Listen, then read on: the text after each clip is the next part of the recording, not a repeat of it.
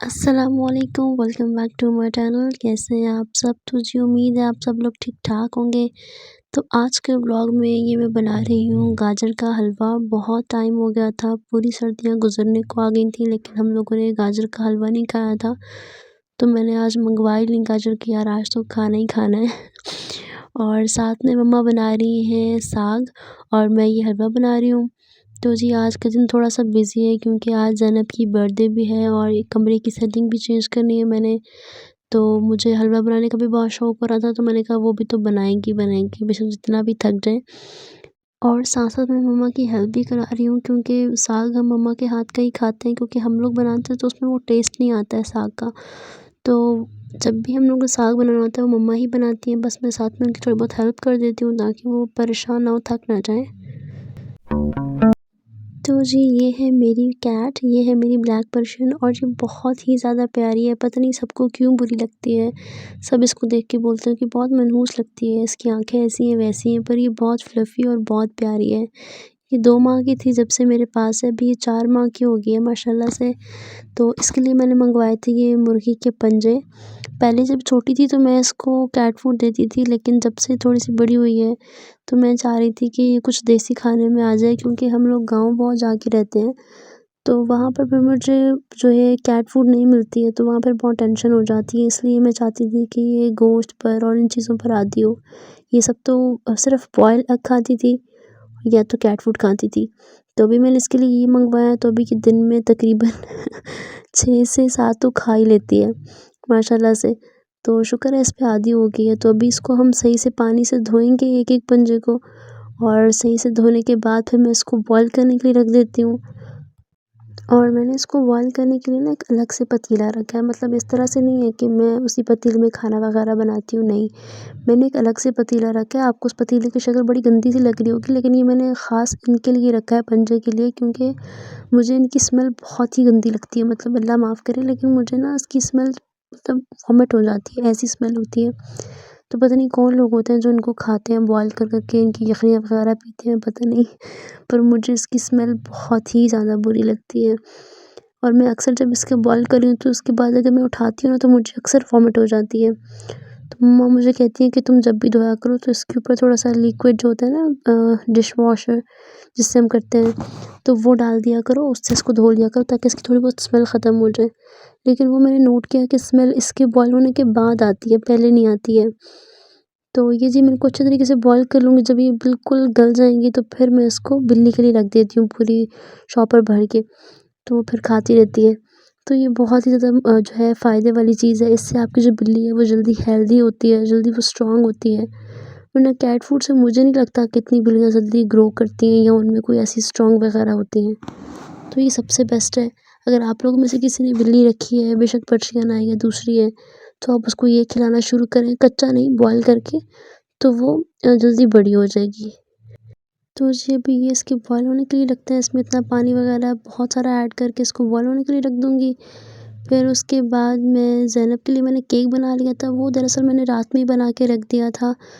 तो 2 केक थे क्योंकि हमारे घर में बहुत बच्चे हैं, छोटे-छोटे, छोटे-छोटे। तो सबका यही होता है कि मुझे अलग केक पे मुझे काटना है, मुझे अलग केक, मेरा अलग केक। मतलब वो अजीब लड़ाई शुरू हो जाती है केक पे। खाना उन लोगों ने होता नहीं है, लेकिन बस उसको ना छुरी फेरने के लिए ना हर किसी ने उस पे तकबीर पढ़नी होती है।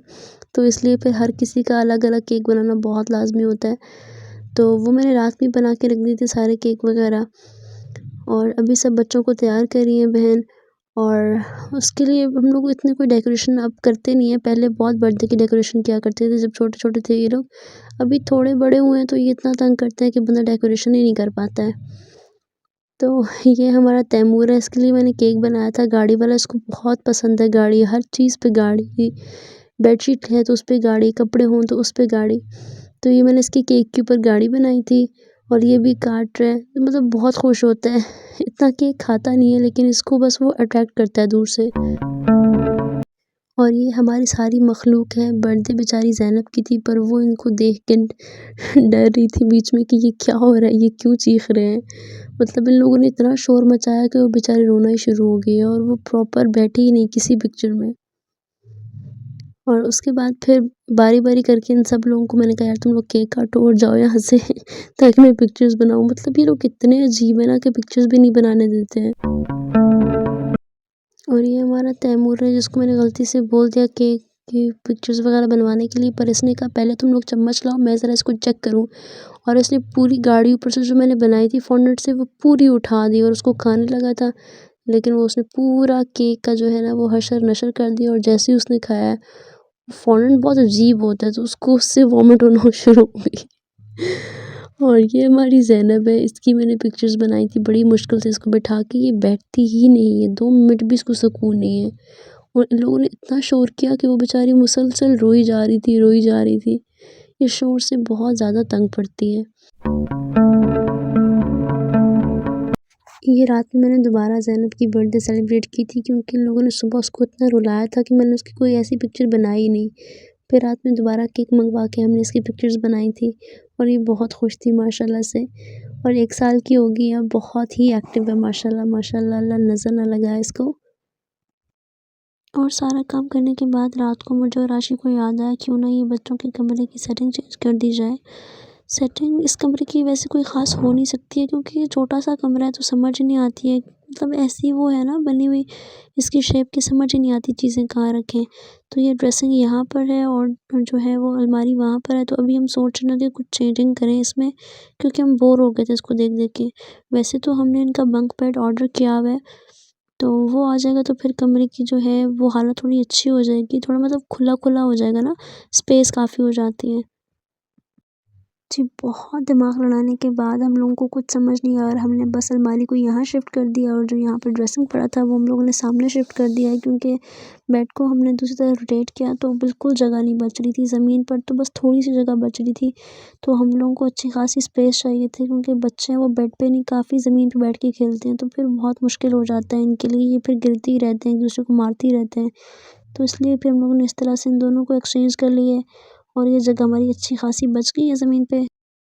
और ये है जी फाइनल लुक जो हम लोगों ने डेकोरेट कर लिया था, मतलब थोड़ा बहुत सेटिंग चेंज की, इनके सारे बालू वगैरह और ये सब चीज़ें वगैरह रख दी थी। ये इब्राहिम का टेंट हाउस है जो हमने ऑर्डर किया था, इतनी कोई अच्छी क्वालिटी नहीं है, बस मतलब ठीक है, वो उसके साथ लगा रहता है थोड़ी बहुत टाइम के लिए ना, चुप रहता है। ये सारे इनके बालू गुड़िया-शुड़िया सब कुछ, ये ऊपर कॉटन जो है इसमें सब हमने इसकी चीज़ें रखी हुई हैं, तो इस तरह से हम लोगों ने ये भी ठीक किया है। तो अभी क्या है कि हम लोगों ने इनका बंक बेड ऑर्डर किया जिसकी एक साइड पे स्लाइड होती है और एक साइड पे स्टेयर्स होती हैं, तो वो आ जाएगा तो फिर बहुत स्पेस हो जाएगी और सब कमरा बहुत ऑर्गेनाइज लगेगा। अभी ये है कि मुझे ये वाला बेडशीट बिल्कुल पसंद नहीं है, लेकिन फिर भी इसको रखा है कि मतलब आशिक के जहेज़ का है तो वो थोड़ी उसको अटैचमेंट है इसके साथ, वरना मुझे ये बिल्कुल पसंद नहीं है। अभी इस पे कलर वगैरह मैं कहती हूँ हो जाए तो फिर थोड़ी-सी इसकी नीट जो है ना वो शक्ल आ जाएगी। तो अभी इस तरह से रूम हम लोगों ने जो है वो ऑर्गेनाइज़ किया है, तो थोड़ा बहुत सही लग रहा है और अभी कोशिश करूँगी थोड़े टाइम बाद 1-2 महीने में उसका वो हो जाएगा, हम लोगों ने ऑर्डर दिया हुआ है उसका, तो वो जब बन जाएगा तो फिर ये बहुत ही अच्छा लगेगा रूम। तो फिर इंशाल्लाह आपको उसका टूर दूँगी। ये मैंने ऊपर एक वो ग्लास की बोतल है उसके अंदर मैंने डाल के रखे थे फ्लावर्स और ये जी छोटे-मोटे फ्लावर्स वगैरह जो इब्राहिम को अच्छे लगते हैं वही हम लोगों ने लगाए हैं और ये पीछे कर्टन्स हैं। तो उम्मीद है आपको हमारी आज की वीडियो पसंद आई होगी, अगर पसंद आई है तो प्लीज़ हमारी वीडियो को लाइक कीजिएगा और चैनल को सब्सक्राइब कीजिएगा। तब तक के लिए अल्लाह हाफ़िज़।